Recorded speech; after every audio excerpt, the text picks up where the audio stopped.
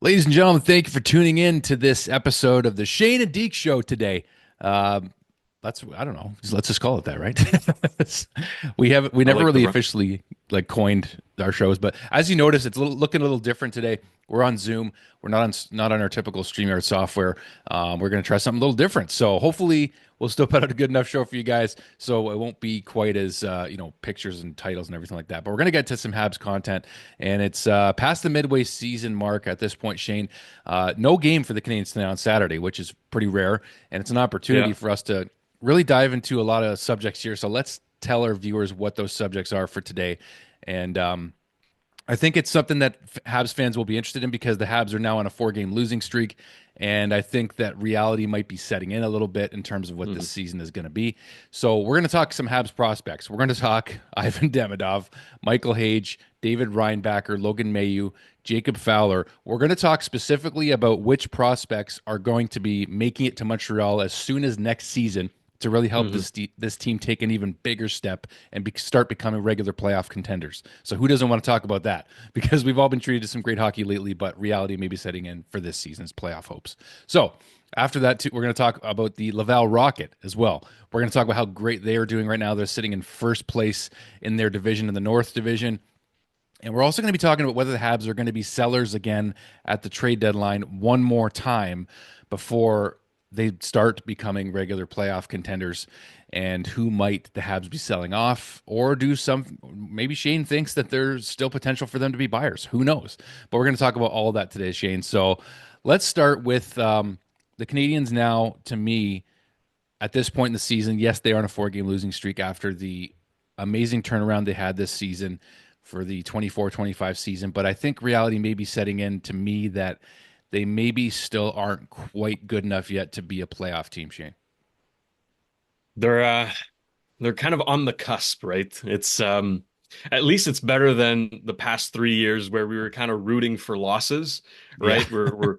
We're simulating tankathon every day and hoping that, okay, are we going to get the first pick? At least it's a little more towards the bright light, right? Yes. Um, Yes. Maybe the team isn't quite there just yet, but they're taking strides forward. At the beginning of the season, it looked like they were taking strides backwards, which was a little concerning. But then they went on the heater, and they showed that they can actually compete with the best teams in the league when everyone's healthy. Okay, the losses of Emil Heineman and Caden Gooley are going to really, really hurt, especially Gooley, right? He is such an important piece of this puzzle. His loss, and it looks to be pretty serious too. That's really going to put a wrench in their plans there. And Heineman, I mean, with Heineman out, we've seen just how important he is to this team, right? They haven't been the same without him, and it's a fluky, car accident in Utah. Just the dumbest thing. And I mean, Gooley cuts himself with his own skate by falling awkwardly. It's just bad luck, right? But I still rejoice in knowing that, okay, this team, however young they may be, and there's still pieces here that won't be here when the team is actually contending. They're actually like they can beat the best teams. That is my main takeaway so far this season. This season.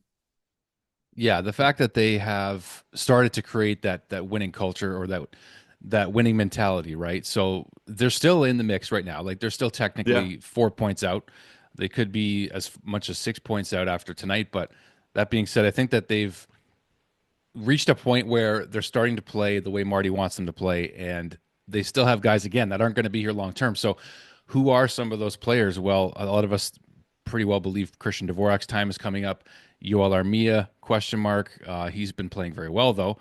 Jake Mhm. Evans is probably the biggest question mark. David Savard. I'm naming off the four guys who are going to be unrestricted free agents at the end of the season. So maybe before we get into our prospect talk, which will be the main kind of thrust of this episode today, but I think we got to talk about the current state of the Habs too.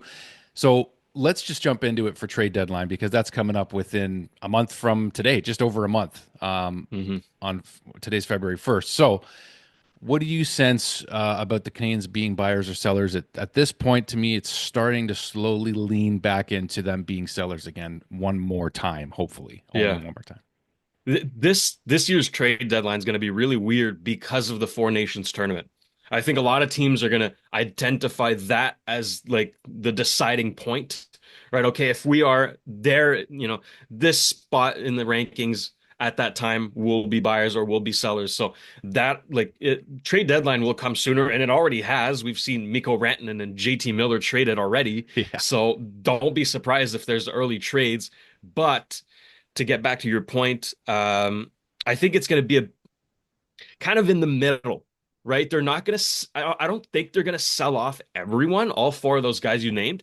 I think Dvorak is a must. You have to capitalize on any value he has because he's not going to be back. You're not going to re-sign him. There's no spot for him down the line. So he's gone for whatever he can get, right? Then the other three guys, I think Kent is most likely going to start a bidding war or just keep them, right? Hope they can re-sign, or if you have multiple teams interested in say a Yoel Armia, then you kind of try to raise the price until there's an overpay and it becomes worthwhile trading him.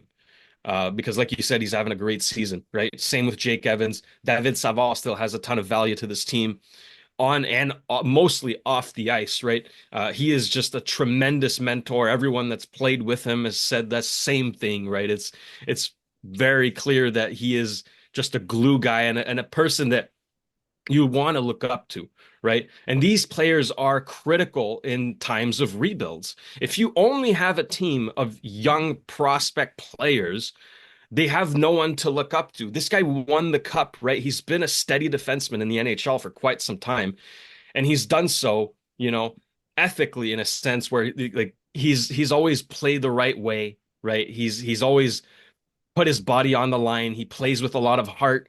That's the kind of guy I would want my young defenseman looking up to, right? So in that sense, he still has a ton of value to this team, even though he's getting slower, we know, but he's still blocking a ton of shots, right? He knows his role, he knows what he has to do, and he does it well. Um, that's mostly where I'm looking at in terms of selling. Now, the fun part, buying, right? I think they're going to be somewhere in the middle. I think they will make a move or two. Now, with the loss of Gouli, it becomes all the more likely that they go get a defenseman. I don't have a name for you. I wish I did. But then again, I didn't have Alex Carrier in my mind, right? And can't just pull that out of his hat like a wizard. So I'm not I'm not going to put any expectations because he's going to outdo them anyways. However, I do have a name at forward. And 10-year-old Shane is kind of freaking out saying these words, but Evgeny Malkin would be my target. And I'm Wow. not sure that it's a trade deadline or a summer acquisition, but I'll tell you why I think this makes sense for both parties. Let's start with the Canadiens first. Um, the biggest, most important player in this system is Ivan Demidov, and Yeah, he will buddy. be coming to this team next year, right? If you're able to give him a center that speaks Russian, right? And has won multiple Stanley Cups and at one point was one of the best players in the world to play with him, to help him transition from the KHL to the NHL. Like this is a player you cannot screw up the the development on. Like you absolutely have to do everything in your power to turn this player into the superstar he can become, right? Give him Evgeny Malkin in his rookie season and just let it happen. I mean, to me, this makes so much sense. It makes so much sense. Gino is like 38, right? He's on the tail end of his career. He's got injury issues, right? So he's not going to cost too much, but he can still play some damn good hockey. Like, I don't know, those '03 Russians with 04, sorry, '04 Russians with Ovechkin and Malkin, those guys, they're they're timeless, right? But I don't know. I've been pondering this idea, and it just makes a lot of sense. And on the Penguins side, right? Kyle Dubas, or should I say Kyle Doofus, completely ruined this team. He missed the window of the rebuild, right? When they should have sold their massive assets when their value was still high. He missed that, right? Malkin's not going to cost you that much, right? It's either going to be like a B player or maybe a few picks. That's it. He's got 1 year left after this year on his contract, and who knows if he's going to retire or not, right? So on their side, if they can get any sort of value for Gino before he retires, I think it's a win. Um, I don't know. I see this as maybe I'm just in a dream here, hoping that the Malkin could wear the CH someday. But to me, this just makes a lot of sense. But so you think this is a deadline acquisition, not a free agency I'm acquisition? not sure. Because he's actually got a one year left. So you're suggesting him as a trade chip. So if they're Yes. gonna, yeah, that's okay. So And I'm that's what not I asked sure if you. But yeah, depends where the Penguins are at the trade deadline. Like if they want to start the rebuild now, maybe they can get more for him at the deadline than in the summer. But nonetheless, if I'm Kent, I'm definitely calling them about Malkin. I see. I Mhm. see. That's interesting. I would like to hear what the viewers think about that one down below. So let us know what you think about that idea in and of itself. So Shane, I think we got to before we jump into the prospects that are going to be here sooner than later with the Canadians, and I'm talking next season. Like that's why I Mhm. wanted to do this today because you mentioned Ivan Demidov. We're going to get to him in a minute. Trust me. But I think we got to give a shout out to. I wish I could watch them more. By the way, but the Laval Rocket, their record right now as it stands is 27-11-2, sitting first in the Crazy. North Division. Caden Primo's 8-0 in net for the Rocket. So I'm really happy for Cade. When I saw that today, I was like, oh my gosh, like Mhm. good for him. Like that's good asset management, right? Like just not Exactly. send you sent a guy you set him up for success in Laval. And that's what's happened. So all the power to him. Barre Boulet leading the Rocket in points, and Joshua Waugh not too far behind him. But I actually had those numbers pulled up here, and I will pull them up for everybody just so that we can talk about the Laval Rocket just for a moment. Because again, like some of these players will be making the Canadians next season, and I thought it was relevant to talk about which players those could possibly be. So Barre Mhm. Boulet first, Laurent Duff, my French, Shane, is so much a million times worse than yours because yours is actually very, very good. It's your first language. So Dauphin is second in points, just behind Barbley, and then third is Joshua Waugh. Joshua Mhm. Waugh has me really unsure about his future with the Canadiens, and I don't know why that is because he's still so young. He's still 21, and people compare him to this is going to be another Jonathan Drouin story or whatever. But in terms of the Laval Rocket and the prospects, before I just single in on Joshua Waugh here, who has impressed you the most out of the Laval Rocket, and how important is how well they're doing to the future of the Canadians? Mhm. To me, it's not even close. It's Owen Beck. Owen Beck has been my standout since the beginning of the season. His transition from junior to pro hockey has been seamless. Um, he has not struggled at all. Just slotted in right away and started playing great hockey. He's He's a been up and rookie. down the line. He's a It, rookie, and it, he's fourth in scoring. I don't mean to cut you off, but he is just behind Joshua that's a Waugh. good It's point. actually Yeah. tied. He is tied with Joshua Waugh in points with 27, with 11 goals It, and 16 assists. and it's not only just the points, right? It's everything else away from the puck on the faceoffs defensively. Like he is playing a pro style already.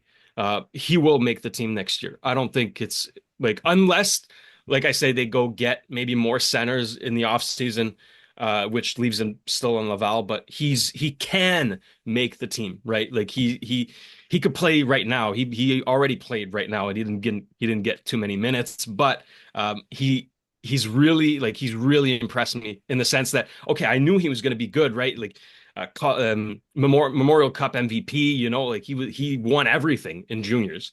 Yeah, So I knew he was going to, and he's so smart too. That's probably his main asset.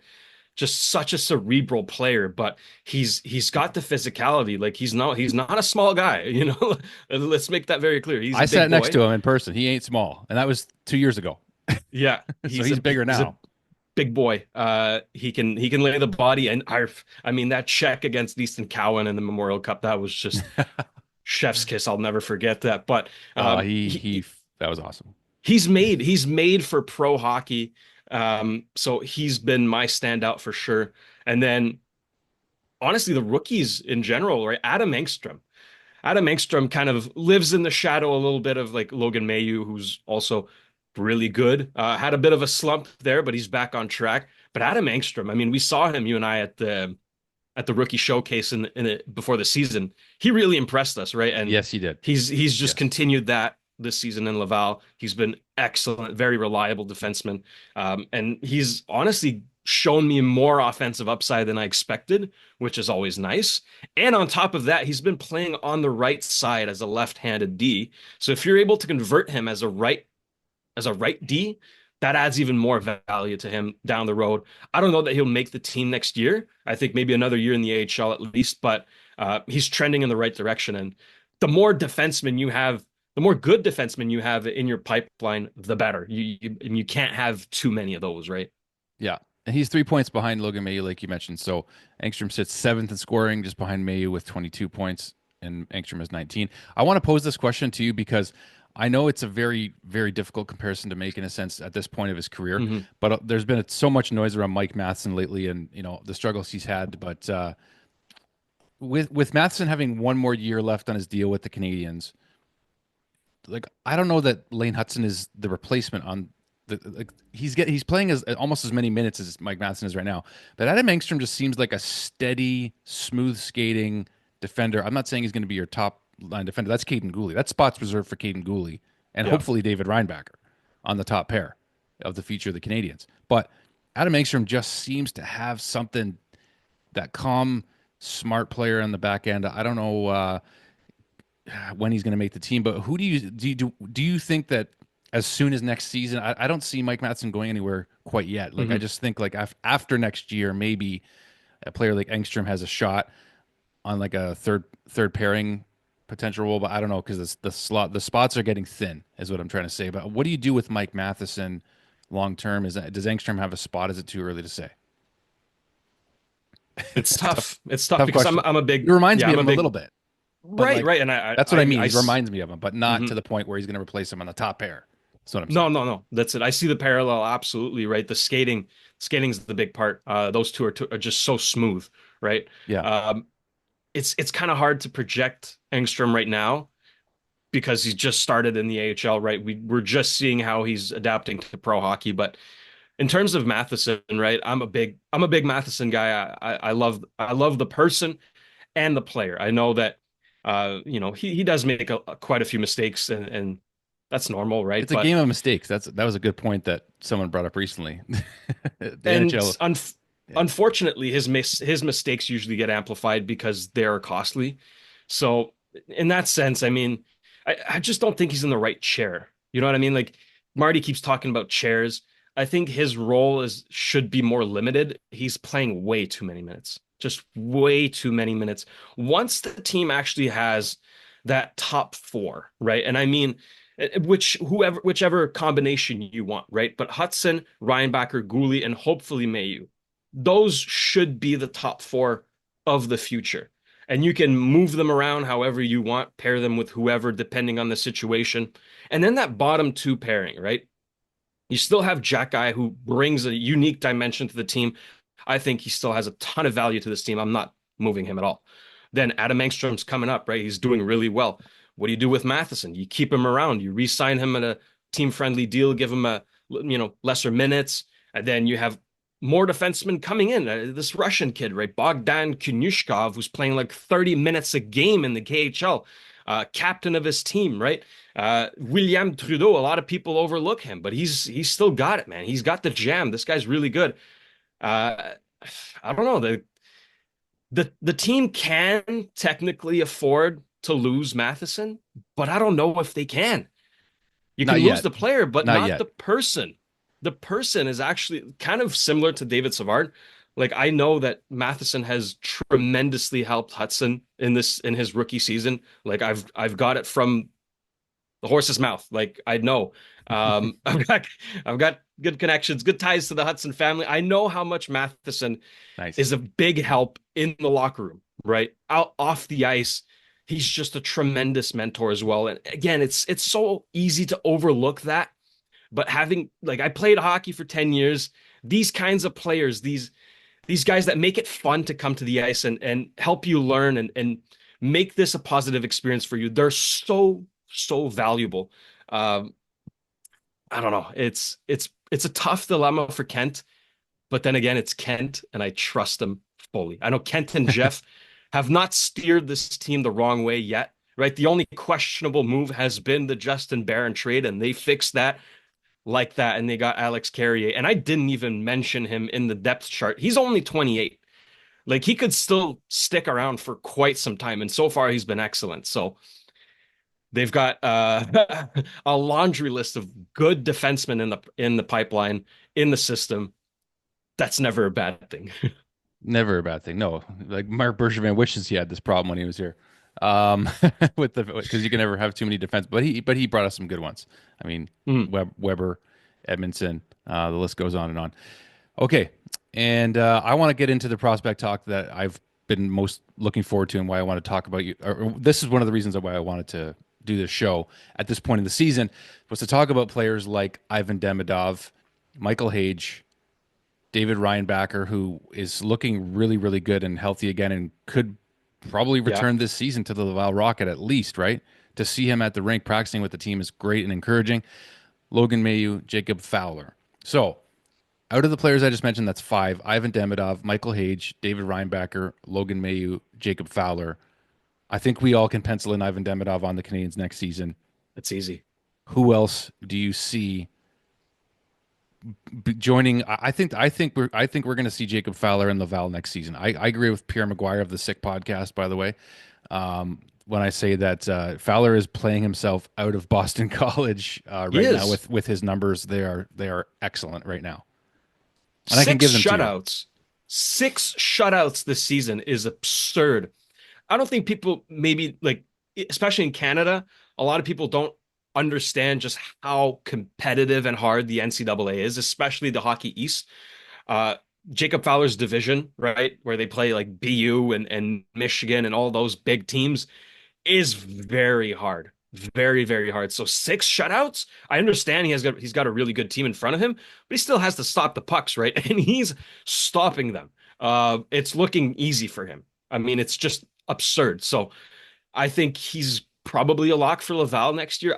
I wouldn't rush him though, right? This is another player that you cannot afford to screw up his development, because him and Dobesh are projecting to be that dynamic duo, kind of in the same vein of like Allmark and Swayman, a few years back in Boston, that they could just split games and they had the best record in NHL history. You know what I mean? So that's kind of where they're headed. And I think Fowler has a higher ceiling than Dobesh, but yeah, I don't think they should rush him.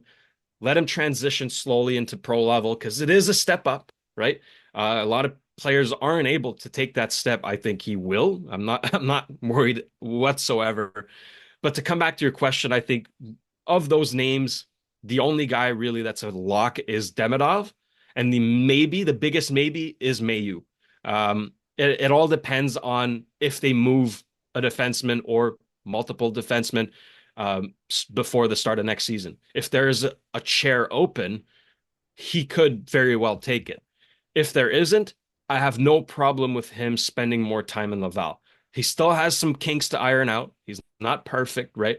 The transition's a bit slower, but the upside is absolutely there. When Mayu's on, he is on, right? And you mentioned Pierre Maguire. I mean, Pierre's got some good contacts in the AHL, and one of his contacts said, I can't wait for him to graduate because we hate playing against him. Like he's he's serious. When he turns it on, he's big time. So he just needs to find that consistency, smarter reads defensively, but that'll come. That'll come. I'm not worried.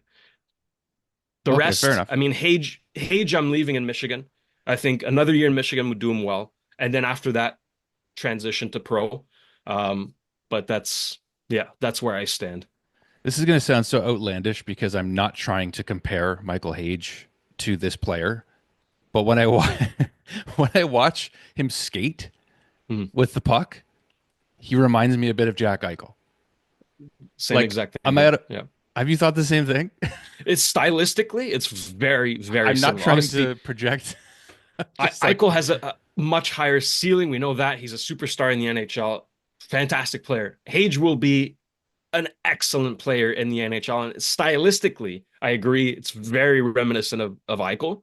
maybe Um, he doesn't have the hands of Eichel, but like I don't know, like he's he's got the still, creativity and I don't know. man, Maybe that's actually one of the silky smooth. Yeah. Yeah, silky smooth is one of the things that we first heard about him though. At the same time, yeah, like I might not be crazy in 3 to 5 years from now if we see him popping off 80 points, but like Hmm. he's 21st overall. I mean, it's not impossible, but he just reminded me of him. I'm not trying to tell viewers that I've watched a ton of Michael Hage. I haven't, but when you just watch a player, your impressions, your first impressions, sometimes they're right, sometimes they're wrong. A lot of times they're correct, but it was just more of like a reminder, like, oh wow, like I watched a lot of Jack Eichel in Buffalo. I know like the style in which he plays and the skates and offensively what he can bring. Okay, so other than that, we talked about David Reinbacher, and I think that yeah, we actually have a good amount of time left here still, so we're in good shape. But David Reinbacher getting healthy and returning here, is it pretty well set in stone that he's going to be with Laval pretty well sooner than later? That's the way it looks. Like maybe even this month.